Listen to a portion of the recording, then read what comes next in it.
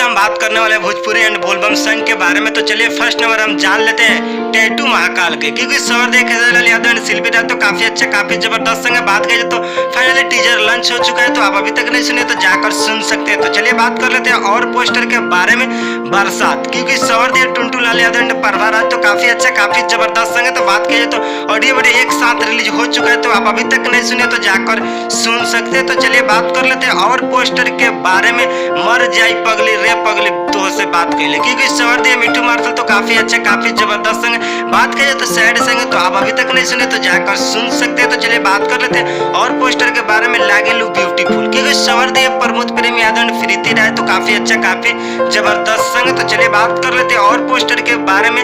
चुलिये में झोंकत भइले भतार करिए, क्योंकि सौरदेव शिवानी सिंह तो काफी अच्छा काफी जबरदस्त संग है। आप अभी तक नहीं सुने तो जाकर सुन सकते हैं। तो चलिए बात कर लेते हैं और पोस्टर के बारे में। देवघर से हरिहर चूड़िया ले लिया, क्योंकि सौरदेव गुंजन सिंह एंड शिल्पी राज तो काफी अच्छा काफी जबरदस्त संग है। तो आप अभी तक नहीं सुने तो जाकर सुन सकते हैं। तब तक मिलते हैं न्यू भोजपुरी के लेटेस्ट अपडेट लेकर। जय हिंद और जय भारत।